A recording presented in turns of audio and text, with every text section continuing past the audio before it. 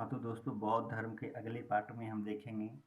पहले मतलब एक हम लोग जैसे हेडिंग बना के लिखते उनकी मृत्यु कब हुई, मतलब उसके बाद कहानी के बेस के रूप में उसके तहत बताते चलेंगे। तो इसमें जो उनका मृत्यु हुआ था वो 483 बीसी में 80 वर्ष की आयु में कुशीनगर में हुई। अब बोले कि मृत्यु हुआ उसके बाद ऐसा, हाँ मतलब पहले वहाँ तक गृह परिवर्तन, मतलब जो गृह त्याग के उसको महावीर निष्क्रमण कहा गया, उस वीडियो में था। और यहाँ पे ये मृत्यु के बारे में लिखा गया है। फिर जब यह गृह त्यागी थे तो अनोमा नदी के तट पर सिर मुड़वाए थे और ज्ञान प्राप्ति करने के लिए 29 वर्ष में गृह से निकले थे और 35 वर्ष की आयु में इनको ज्ञान की प्राप्ति हुई, जो कि निर्वाण कहा जाता है उनको। और यह निरंजना नदी के तट पर इनको ज्ञान की प्राप्ति बुद्ध पूर्णिमा वैशाखी हुई थी, बुद्ध पूर्णिमा के दिन रात्रि में।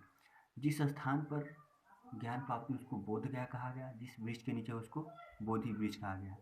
बौद्ध धर्म में ज्ञान को बोध कहा गया है। सबसे अधिक आयु वाला इनका जो शिष्य था कौन था? उपाली था। सबसे कम आयु वाला शिष्य जो था सारिपुत्र था। गृह त्याग की परिघटना को महावीर निष्क्रमण कहते हैं। ज्ञान प्राप्ति की मतलब उसको संबोधि कहते हैं। प्रथम उपदेश धर्मचक्र प्रवर्तन इसको कहते हैं, सारनाथ में दिए थे। मृत्यु को बौद्ध धर्म क्या कहते हैं? महापरिनिर्वाण। 4 महान घटनाक्रम है। यही इनकी जो महत्वपूर्ण जिंदगी में इनका सन्यासी बनने का कारण बना। अब इनको कहानी के तौर पर हम लोग समझते हैं।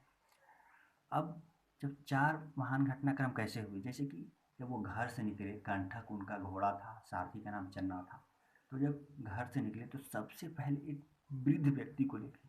ये जो वृद्ध व्यक्ति था बहुत ही एक लाठी लिए हुए, उनकी झुकी हुई कमर और सर पे एक पगड़ी थी और चल रहा था। तो उन्होंने कहा कि चन्ना ये क्या है, हमें बताओ। तो उन्होंने कहा महाराज आप नहीं जानते, यह एक वृद्ध व्यक्ति है। इस संसार में जो भी आया है उसका पहले बचपन से युवा, उसके बाद बुढ़ापा आना तय है। इस चक्र से कोई नहीं बच सकता। क्या ऐसी स्थिति भी आती है हमारे जीवन में? ये तो बहुत कष्टदायी है। उसके बाद उसको देखते हुए आगे निकल गए, बोला कि बहुत कष्ट भी है, सह रहा है। फिर एक बीमार व्यक्ति को देखे जो कि कराह रहा था, आवाज़ें निकाल रहा था। उन्होंने कहा भगवान ने इनको जैसा इसका कर्म था उस प्रकार से इसको परिणाम मिला है। कहा बीमार व्यक्ति इतना करा रहा है, ऐसा क्या क्या कर दिया इन्होंने?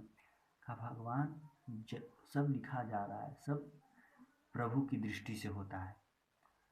और फिर अचानक एक मृत व्यक्ति को देखे। तो मृत व्यक्ति को देखते ही उन्होंने कहा कि ये कुछ नारे लोग क्यों लगा रहे हैं? कि महाराज ये नारे नहीं लगा रहे हैं, ये मर गया है। संसार में जो आया है उसका मृत्यु तय है। मृत्यु तय है तो वो मरेगा ही मरेगा। और जब एक व्यक्ति को देखे कि बहुत ही खुश था, बहुत ही खुश था, प्रभु के चिंता में लीन था, खुशी खुशी अपना जीवन व्यतीत कर रहा था। उन्होंने कहा कि ये कौन इतना खुश क्यों है? कहा संसार में एक बहुत ही खुशी है इसको मिलती है। क्यों? क्योंकि अब प्रभु के गुण गाता है और प्रभु से जो कुछ मिलता है उसको पा लेता है और खुश रहता है।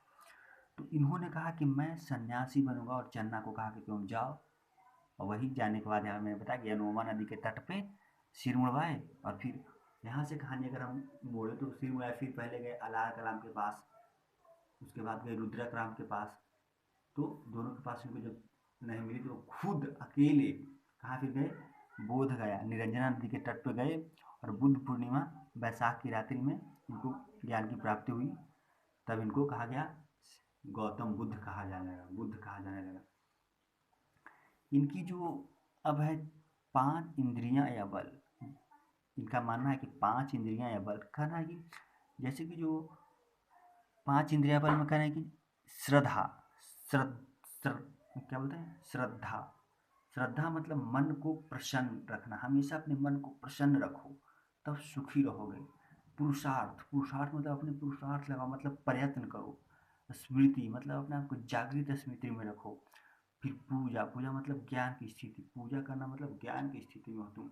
और चित्त मतलब मन की शांति। इन 5 इंद्रियों का बल, ये मतलब एक बल है एक प्रकार का। अगर आप श्रद्धा रखते हैं तो मन प्रसन्न रहता है, तो आप जो भी सीखेंगे समझाएंगे लोग को बहुत ही सुखी से जानेंगे। पुरुषार्थ मतलब प्रयत्न करना, स्मृति मतलब जागृत स्थिति, पूजा मतलब ज्ञान की स्थिति, चित्त मतलब मन की शांति। तो यहाँ तक सभी को समझ में आ ही गया होगा। जो जब ज्ञान की प्राप्ति के लिए फिर अकेले अपने गए, दो दो गुरु के पास जाने के बाद इनको ज्ञान की प्राप्ति मतलब नहीं हो पाई, उनको शांति नहीं मिल रही थी, फिर अकेले जाकर 29 वर्ष से लेकर 30 35 वर्ष तक उन्होंने ज्ञान की प्राप्ति की, उसके बाद इनको ज्ञान की प्राप्ति मिली। तो आगे देखते हैं इस प्रकार से। धन्यवाद।